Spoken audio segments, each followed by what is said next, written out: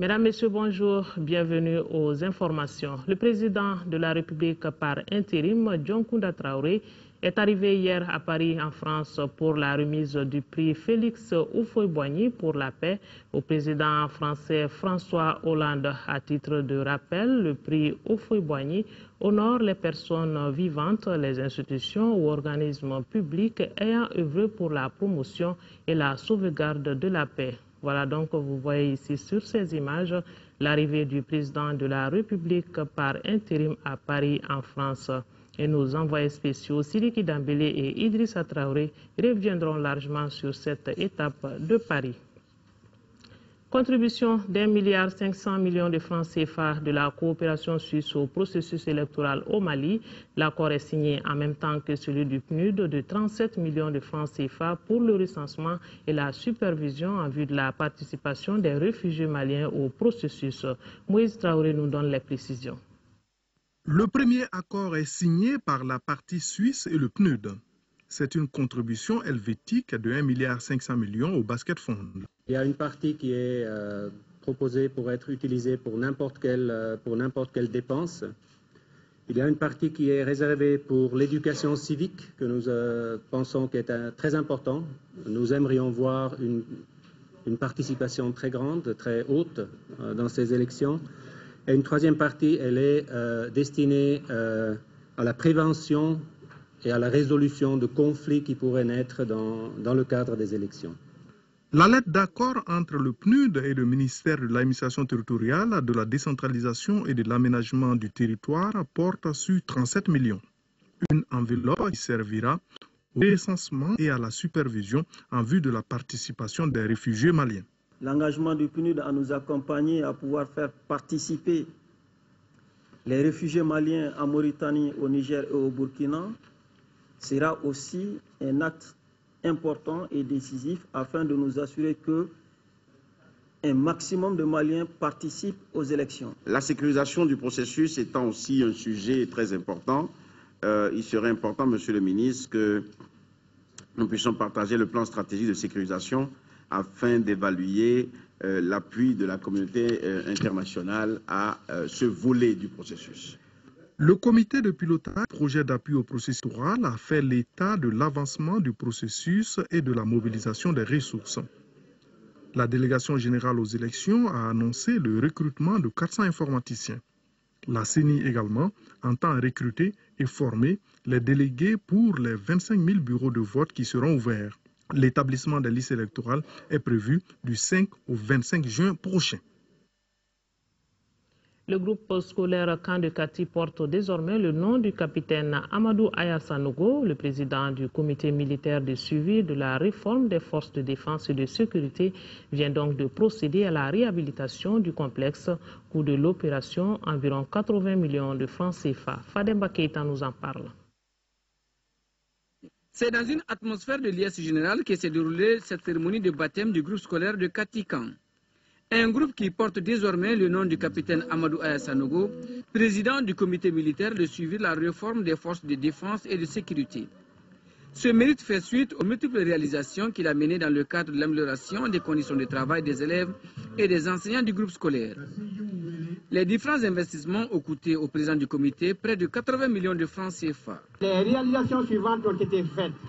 La clôture totale et entière du groupe scolaire, la réhabilitation de 6 salles de classe, la construction d'une direction au Candé comprenant un secrétariat, le bureau du directeur et un magasin, la construction d'un bloc de latrine au second cycle, l'aménagement d'une salle informatique, l'aménagement d'une structure sportive composée d'un foot.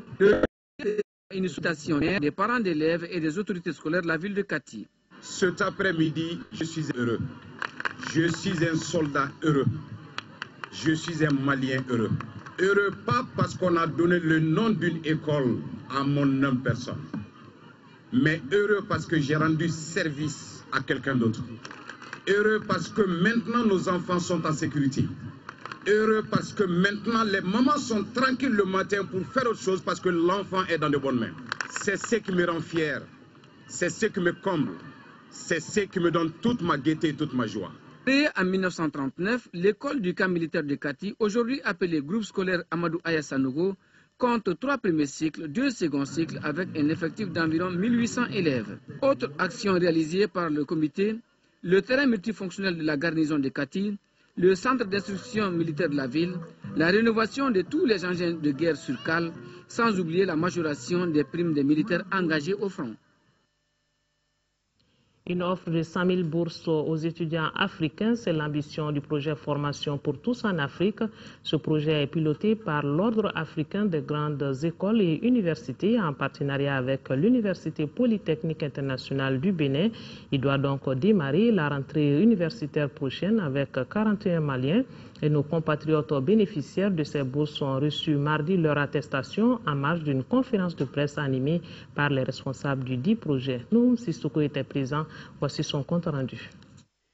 Le projet Formation pour tous en Afrique se veut une opportunité d'étude pour les étudiants africains sur leur continent. Le projet entend ainsi contribuer à l'émergence de cadres africains en vue de leur participation effective au développement de leurs pays respectifs. C'est pourquoi certains responsables de l'Ordre africain des grandes écoles et universités et leurs partenaires maliens du nom de Planète Saine ont voulu édifier l'opinion publique sur ce projet ambitieux. 100 000 bourses aux étudiants africains, cela est arrivé par la volonté de 2 hommes. Le président de l'Ordre africain des grandes écoles et universités et ensuite le président de la Guinée équatoriale, son Excellence le docteur Obiang-Nguema Mbazogo, qui a promis soutenir l'Ordre africain des grandes écoles et universités en appuyant ses activités. Ce projet, qui est destiné aux jeunes Africains titulaires d'au moins du baccalauréat, obéit à des critères. C'est l'association Planète Saine qui a procédé à la sélection des dossiers dans notre pays. Le fait de n'avoir pas redoublé plusieurs fois, la jeunesse, la moyenne obtenue sont des critères très importants dont nous avons tenu compte dans la sélection des dossiers. Déjà, ils sont une quarantaine d'élèves et étudiants maliens à recevoir leur attestation pour des études supérieures à l'université Obiang-Nguema du Bénin. Je me suis juste inscrite à leur bourse. J'ai mis quelques documents, ils ont demandé des pièces. J'ai mis les pièces. Je suis vraiment très contente et j'espère que les autres aussi pourront bénéficier de cette bourse. Ces études supérieures concernent plusieurs filières de formation débouchant sur des diplômes de licence et de master. Opération Enfant Noël, ce sont les enfants de la commune de Sébékoro qui en bénéficient cette fois-ci. Des cadeaux de tout genre de la part des enfants d'autres continents. Ce geste a permis aux enfants d'avoir facilement des jouets qui sont souvent rares chez nous. Envoyés spéciaux à Sébékoro, Mamourou Sidibé et Gaussou Traoré. Pour leur première rencontre avec l'opération Enfant Noël, les élèves de Sébékoro rentrent à la maison les mains pleines. L'association a distribué aux enfants des écoles de ces villages 810 colis contenant des matériels divers et plusieurs jouets. Dans notre région, donc surtout la localité de Kita, nous voulons manifester l'amour de Dieu d'une manière tangible aux enfants nécessités, donc partout dans notre cercle. Et ça contient des matériels didactiques, des bonbons, des jouets d'enfants, donc ça permet aux enfants vraiment de se récréer et s'amuser avec. Débutée en janvier 2006, l'opération Enfants de Noël est la générosité des enfants américains en direction de ceux du Mali. La coordinatrice de l'association, une femme engagée en faveur de l'enfant, nourrit des ambitions pour le Mali. Je veux que tous les enfants maliens puissent avoir une bonne éducation dans le Mali. C'est pour que les enfants puissent avoir l'amour les uns envers les autres. Et que les grandes personnes pensent à eux. Et il y a d'autres enfants en dehors du Mali aussi qui pensent à eux. Les rêves se réalisent sûrement avec l'installation à travers le pays de 8 équipes de direction régionale. La qualité des matériels et l'importance des lots distribués ont amené les autorités locales à souhaiter que cela soit le départ d'un partenariat entre l'opération Enfants de Noël et la commune de Sébékoro. Le collectif des jeunes ne touche pas à mon droit savoure sa victoire. En effet, la Cour d'appel a annulé la radiation à la fonction publique des 263 membres du collectif.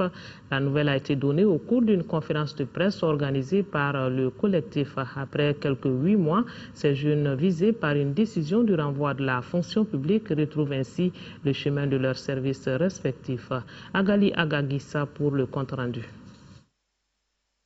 Après les études, l'insertion professionnelle demeure un casse-tête au Mali pour tout jeune diplômé. On comprend donc la joie de 263 jeunes qui viennent d'obtenir l'annulation de leur radiation de la fonction publique par la Cour d'appel. Voilà d'ailleurs l'objet de cette conférence de presse organisée par le collectif des jeunes Ne touche pas à mon droit. Nous sommes venus aujourd'hui pour édifier l'opinion nationale et internationale par rapport à notre situation, parce que jusqu'à présent, il y avait des gens qui doutaient est-ce que c'est une réalité ou bien ce n'est pas une réalité. Donc nous sommes venus surtout pour dire à tout le monde que c'est vrai que nous avons gagné le procès. On les a radiés en disant qu'ils n'ont pas subi le concours. Ils ne sont pas passés par le concours instauré par le statut général des fonctionnaires qui date de 2000. Or, en 2009, l'Assemblée nationale du Mali a pris une loi disant que les ministères pouvaient recruter des stagiaires en leur faisant passer des tests. Et ils ont passé des tests et ils étaient en stage dans les ministères au moment où on les a recrutés. Le secrétaire général de l'INTEM, Siaka Djekte, a invité les jeunes à rester solidaires, vigilants et assidus. Les enfants de Marivaux en France viennent exprimer leur solidarité envers leurs parents maliens du Nord déplacés. Ils viennent donc de collecter un montant d'1 300 000 francs CFA, une somme qui a été donc remise au représentant de la Croix-Rouge malienne, Monzon Traoré, qui a donné l'assurance de faire parvenir la somme aux destinataires. Voilà les enfants de Marivaux en France qui expriment leur solidarité envers leurs parents du Nord déplacés.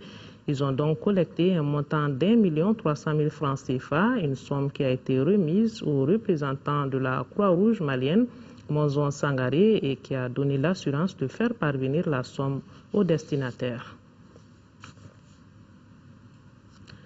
Comment mieux vendre la destination Mali? À cette question, Espace Communication Monde ECM vient de faire une trouvaille en publiant un ouvrage intitulé Le Mali de A à Z. Dans le livre, les lettres de l'alphabet riment avec les noms des patrimoines culturels de notre pays. Allons donc à la découverte de ces alphabets avec Cheikh Oumar Sangaré. A comme Azalaï, caravane du désert. B comme Banani, village d'Ogon du Sanga. Et K comme Kabablon de Kangaba. Bref, dans ces livres, chaque lettre de l'alphabet correspond à un ou plusieurs noms de biens culturels matériels ou immatériels du Mali. C'est ce qui justifie son intitulé Le Mali de A à Z. L'ouvrage fait voyager les lecteurs à la découverte du patrimoine culturel de notre pays, d'est en ouest, du nord au sud. Nous sommes dans une situation où le Mali est un peu en hibernation sur le plan touristique. Nous nous sommes dit que, en essayant de faire l'élaboration d'un livre qui parle du Mali en entier, nous allons pouvoir retenir dans l'esprit de ceux-là qui quand même ont toujours apprécié ce pays-là, qui ont l'intention de le visiter. Le collège de rédaction du livre Le Mali de A à Z a réuni plusieurs professionnels du tourisme et de la culture. Le ministre de l'Artisanat et du Tourisme, qui a préfacé l'ouvrage, se réjouit de la confirmation des dates des élections, car la stabilité est indispensable à la relance du tourisme. Le lancement de ce livre arrive au moment où le gouvernement a fixé les dates des élections présidentielles, qui, nous l'espérons tous, vont marquer la fin de la crise institutionnelle que le Mali a connue depuis mars 2012. C'est que les grandes destinations que sont les pays d'Ogon et Tombouctou redeviendront aussi fréquentables très rapidement pour les touristes. Donc pour moi, c'est vraiment le renouveau du tourisme malien aujourd'hui que nous avons célébré. L'ECM est en œuvre pour la deuxième version du livre Le Mali de A à Z, qui comptera une centaine de pages contre 40 pour la première version. Voilà Le Mali de A à Z, un ouvrage qui vend la destination Mali. Sur ce, se referme cette édition. Merci de nous avoir suivis. À 18h et 20h, vous retrouverez Nyanya Lou Traoré pour les éditions du soir. Bonne suite de programme sur l'OATM.